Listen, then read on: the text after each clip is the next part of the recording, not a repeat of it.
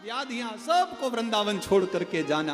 वृंदावन आकर के भी चिंता में रह गए, फिर क्या आगमन हुआ, फिर कैसी यात्रा हो। निश्चिंत होकर के कथा श्रवण करना। हम तो ये भी कहा करते हैं कि जैसे मंदिर में प्रवेश करो तो बाहर जूते चप्पल उतारा करते हो ना, ये कथा प्रांगण भी तो मंदिर है, तो वो चप्पल तो उतार लिया करते हो, पर अपने अंदर भी कुछ गंदगी लिए हुए कुछ विकार बैठे हैं। चप्पल क्यों उतारी जाती है? क्योंकि जगह जगह की गंदगी को समेट करके चप्पल चलती है। तो भाई गंदगी को तो समेट करके हमारा हृदय भी चल रहा है, और उस हृदय में अंदर कोई देवता भी ऐसा बैठा है जो तरह तरह के विकारों को समेटता है।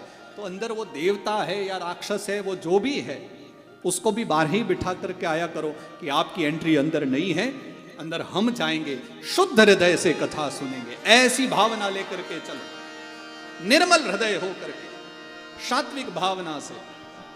और वैसे तो भागवत जी में बहुत सारे नियम हैं।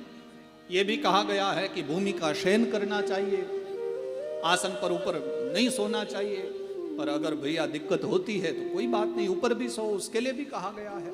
वैसे तो कहा गया है कि घी पी करके कथा सुनो, उतना ना हो तो दूध पी करके कथा सुनो, वो भी ना हो तो फिर फलाहार पा करके कथा सुनो। पर अगर कुछ ऐसे महापुरुष हों कि जो कह दें कि कथा तो बाद में सुनेंगे, जब तक सुबह सुबह 2-4 रोटी पेट में न जाए तो हमसे न भजन हो सकता है न पूजन हो सकता है।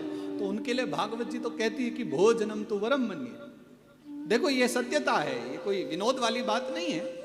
मेरे कभी कभी मुझे ऐसे प्यारे प्यारे यजमान मिल जाते हैं कि वो कहते हैं कि महाराज हमारी तो आदत है कि सुबह जब तक 2 पराठे भीतर न जाए तब तक कोई कार्य हमारा आरंभ नहीं होता, और हम कथा भी नहीं सुन सकते।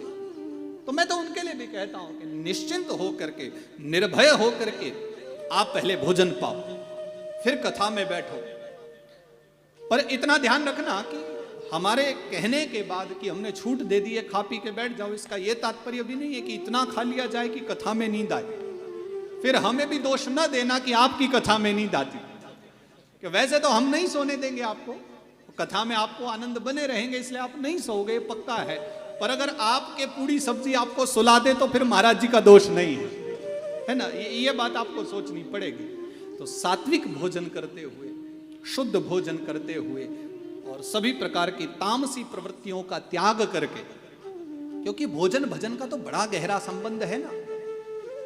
इतना गहरा संबंध है कि भोजन और भजन में बस एक ही फर्क है, क्या कि भोजन शब्द में मात्रा लगी है और भजन में मात्रा नहीं लगी है। इसका यही मतलब है, जब भोजन करो तो मात्रा का ध्यान रखा करो कितना करना है, पर भजन करो तो मात्रा का ध्यान मत रखो कि कितना करना है। भजन बिना मात्रा के करो। भोजन में मात्रा की जरूरत है कि कितना किया जाए, पर भजन में मात्रा की जरूरत नहीं है। इसलिए भजन में कोई मात्रा नहीं है, लेकिन भोजन में मात्रा है। बस इतना स्मरण रखो, और उसके बाद शुद्ध सात्विक भाव से फिर कथा में प्रवेश करो।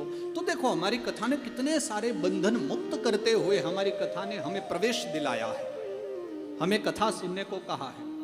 तो अब इस बात से आप ये निर्णय तो बिल्कुल भी मत लगा लेना कि जो विचार करके आए हो अपने अपने घर से कि हम फलाहार रह करके कथा सुनेंगे, तो सोचे कि जब बिना फलाहार के काम चल रहा है तो फिर अब क्यों फलाहार करके दुखी हो ना।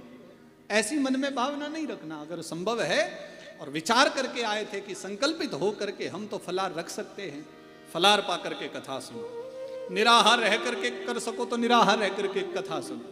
और बाकी हमारी भागवत जी की बात है कि घी पी के कथा सुन सकते हो तो भैया बढ़िया देसी घी पियो और घी पी करके कथा सुनो, अगर संभव हो जाए तो। बाकी जिससे जैसा शरीर जिसका मान जाए वैसा। और मूल बात यह है कि मन की शुद्धि 7 दिवस बहुत रहे, हमारे मुख से किसी के प्रति भी कटुवाणी बिल्कुल न निकले।